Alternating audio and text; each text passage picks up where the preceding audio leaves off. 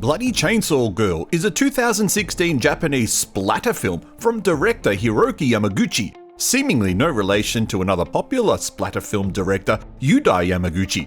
Well, not that I could find. The first of a trilogy of films, this movie is an awesome blend of mutants, sci-fi, and growing pains, all set behind the typical Japanese setting of the schoolgirl and the high school. Hi, I'm the Artie Dans, and this is 5 awesome things about Bloody Chainsaw Girl. And be warned, there are some spoilers. A big part of the fun of movies like Tokyo Gore Police, Meatball Machine, Mutant Girl Squad, and the like are their awesome blend of crazy scenarios, beautiful girls, traditional practical makeup, and of course, the splatter effects. The main character of Bloody Chainsaw Girl is Giko, a senior high school girl and self-confessed delinquent who carries a massive customized chainsaw with her, which she uses to fight the mutations created by her nemesis Nero. Strangely, Giko is not even sure why Nero is her nemesis. The opening scene is typical splatter movie goodness. Limbs and heads are cut off, blood flies everywhere, and in a strange nod to the undead pool and zombie ass, one of the characters, Bakutani, is able to shoot missiles from her body orifices, including her vagina. This leads to a hilarious scene involving 2 girls trying to reload missiles into her by going through the rear end. And that's just the start. There are more outrageous scenes later on, including Giko's fight with the members of the Ninja Club, that results in a half-naked girl being cut down the middle, and of course, the final battle between Giko and Nero. So technically, this isn't a proper splatter film in the traditional sense, but there is more than enough gore and outrageousness to keep fans of the genre well and truly hooked for the short 76-minute runtime. Lots of people associate the word hentai with a subgenre of sexually explicit content within anime. Usually over-sexualized characters or extreme plots. Think of stuff like tentacles and so on. You get the idea. The literal translation of the word into English is pervert. And to be honest, you can't make one of these splatter gore films in Japan without some element of perviness. All the classics feature characters in either extreme sexual situations or hypersexualized costumes.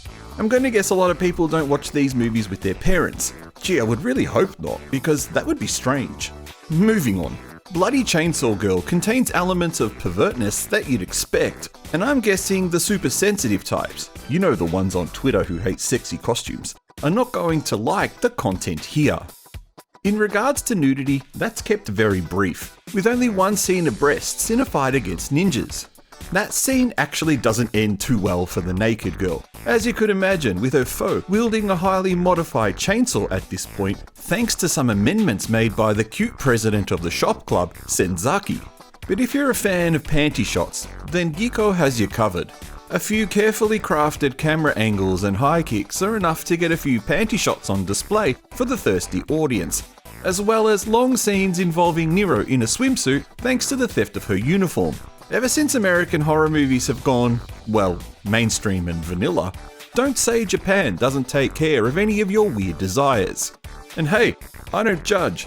If I did, I wouldn't have included this segment in the video. There's nothing worse than a horror movie that is so ridiculous and over the top and still takes itself too seriously. Thankfully, if you're a fan of Japanese splatter films, then you know that those types of films are few and far between. In fact, I can't even think of a single one that does take itself seriously. But this film knows it's here for a good time. From the ridiculousness of the plot, that being a bullied schoolgirl who is a science genius turns any and everyone into mutants under her control and starting a fight with Giko because she dared to be her friend, to the visuals on display, the head attached to a series of robotic legs that delivers Giko bandages and food, to the general vibe of the film. Giko just wants to complete her makeup exam.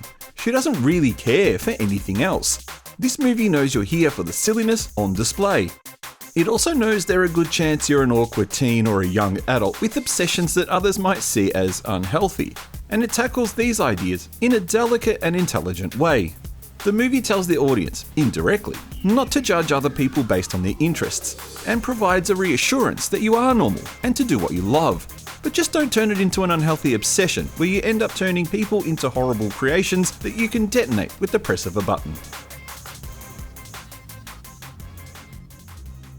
And this is where the film deals with interesting issues that would affect the life of a normal teen in high school.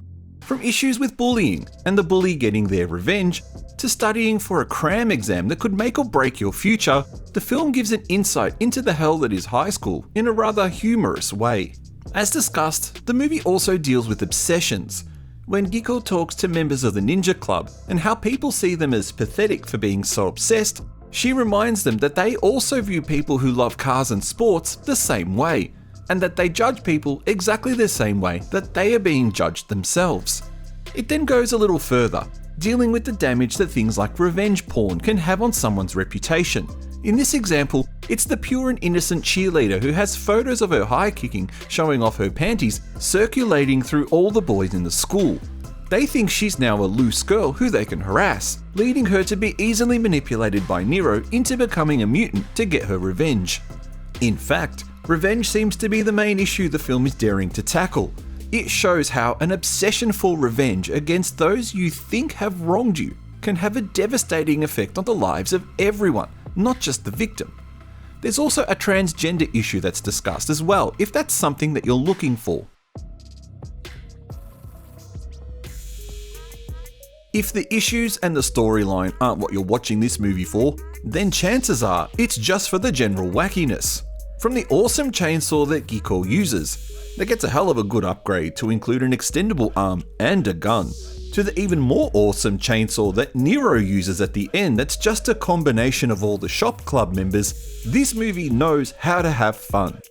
The fun starts early with the first set of mutants we meet. My personal favourite, other than Bakutani and her vagina rockets, is the mutant student with the iron teeth face mask. A strange metaphor that I'm not sure I want to try and explain. The movie relies more on practical effects than anything else, which always fits the style of these Japanese splatter films, only using computer effects for things like fire and explosions, which look suitably cheesy. This is a charming and fun film. It's not as graphic or violent as other films like Tokyo Gore Police or Frankenstein Girl vs. Vampire Girl, but this is a nice and short film that has something to say to the audience. And there are two short sequels made in 2019, one following Giko and the other Nero. Unfortunately, the original cast hasn't returned, so if you love Rio Uchida as Giko and Mari Yamachi as Nero, you will be disappointed. I hope you enjoyed this 5 awesome things video about the Japanese splatter horror flick Bloody Chainsaw Girl. Have you seen this and what did you think of it? If you enjoyed this, please leave me a like and consider subscribing, and leave me a comment if there are other movies you want me to look at and find awesome things about. Otherwise, I will see you soon.